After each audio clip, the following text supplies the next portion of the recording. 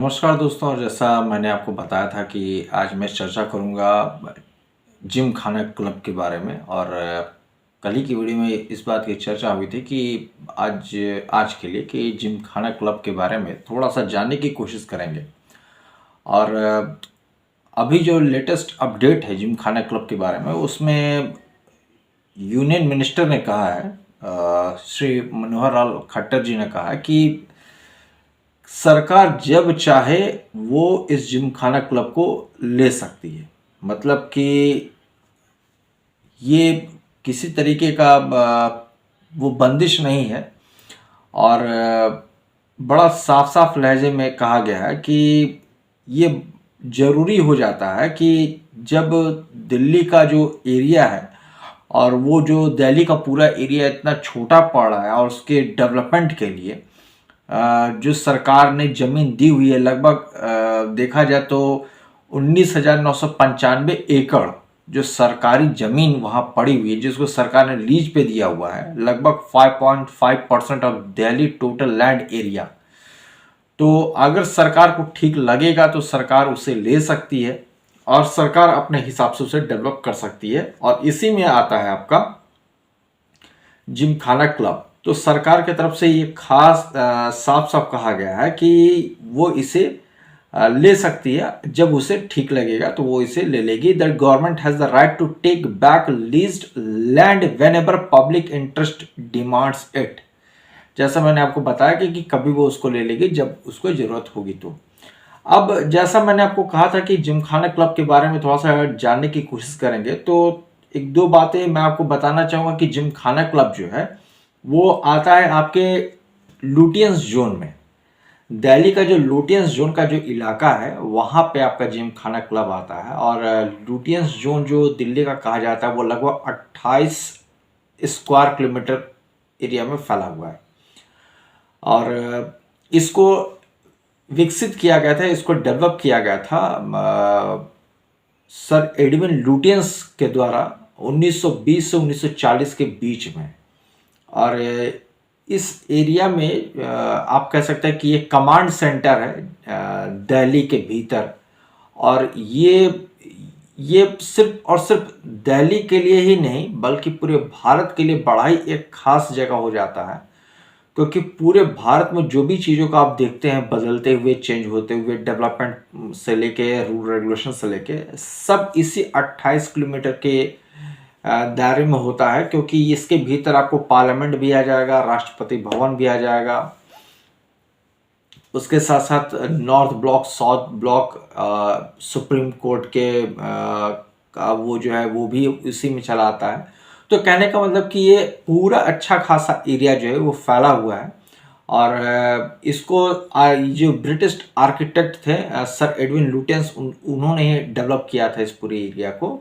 और इसलिए इसका जो नाम है वो लुटियंस जोन भी इसको कहा जाता है।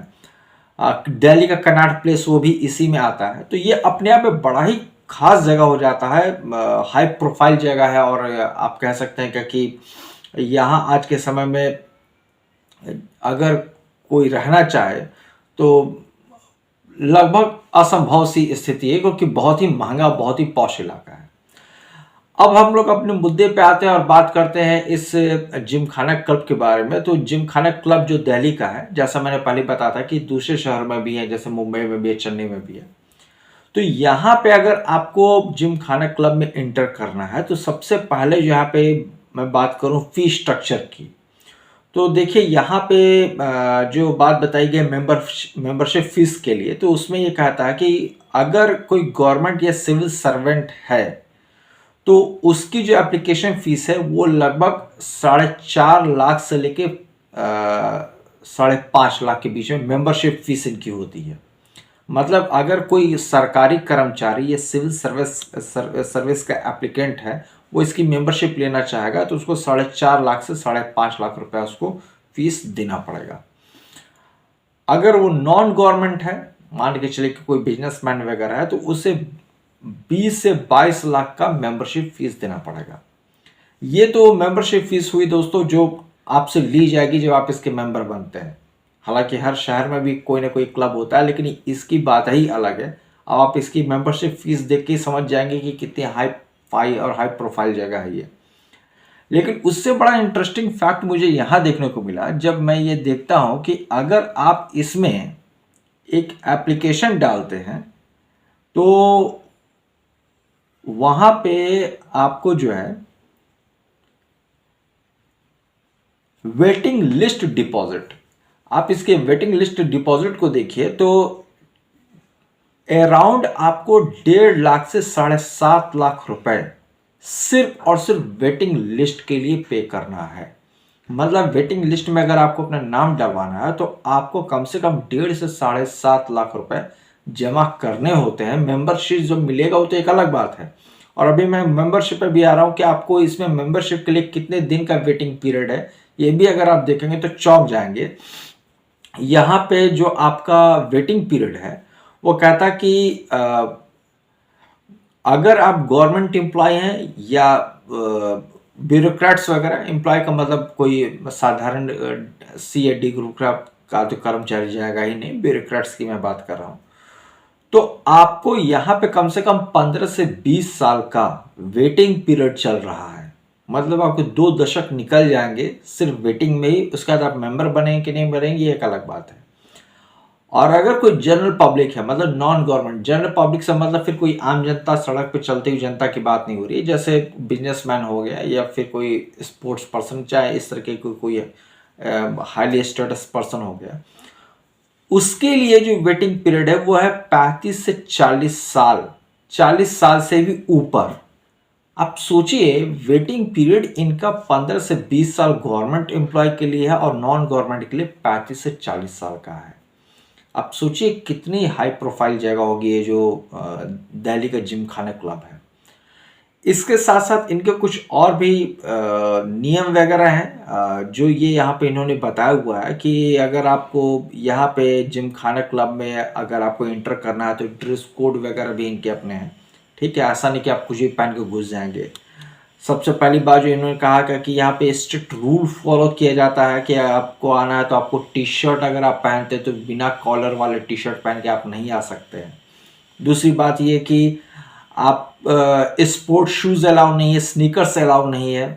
साथ में आप शूज़ अगर पहन रहे तो आपको मोजा पहनना बहुत ज़रूरी है और फटे हुए जीन्स आप पहन के नहीं आ सकते। तो ये इनके कुछ ड्रेस कोड वगैरह हैं। इन्होंने वैसे अंदर में काफ़ी अच्छी व्यवस्था की हुई है, जैसे गोल्फ कोर्स वगैरह भी है, स्विमिंग पूल वगैरह भी, सब कुछ आपको मिलता है। लेकिन इसके साथ साथ इनका ड्रेस कोड वगैरह फॉलो करना बहुत ज़रूरी हो जाता है। तो आप समझ सकते हैं कि कितनी ये हाई प्रोफाइल जगह है जिम खाना क्लब, और जिसको लेके मोदी सरकार जो है वो फ्रंट फुट पे है कि वो इसे लेना चाहती है। और जैसा कि मैंने कल भी बताया था कि अगर डिफेंस इंफ्रास्ट्रक्चर की बात की जाए, पब्लिक सेफ्टी की बात की जाए, और सबसे बड़ी बात जो आपकी प्रधानमंत्री की सुरक्षा की बात की जाए, तो उसको भी ध्यान में रखते हुए केंद्र सरकार जो है वो इसको एक्वायर करना चाहती है और 5 तारीख का अल्टीमेटम दिया भी हुआ है। और आज जैसा लेटेस्ट अपडेट मिल रहा है कि केंद्रीय मंत्री अर्बन हाउसिंग डेवलपमेंट मिनिस्टर जो आपके हैं, अफेयर मिनिस्टर जो हैं, उन्होंने साफ साफ कह दिया, श्री मनोहर लाल खट्टर जी ने कह दिया कि वो सरकार जब चाहे इसको ले सकती है, इस सरकार पे डिपेंड करता है। तो ये कुछ जानकारी है आपकी जिम खाना क्लब के बारे में। आपको ये जानकारी कैसे लगी जरूर बताइएगा। और इससे भी जुड़े हुए जो मुद्दे हैं कि क्या सरकार को लेना चाहिए या फिर जिम खाना क्लब की इससे इंडिपेंडेंस, इसकी जो फ्रीडम है उसको चोट पहुंचती है या नहीं पहुंचती, तो बहुत सारे ऐसे कारण हैं जिसके बारे में आपका और मेरा एक अच्छा संवाद हो सकता है। तो आप इस पर कमेंट जरूर कीजिएगा और मुझे जरूर बताइएगा कि आप इसके बारे में क्या सोचते हैं दोस्तों। तो मिलते हैं अगली वीडियो में। जय हिंद, वंदे मातरम, धन्यवाद दोस्तों।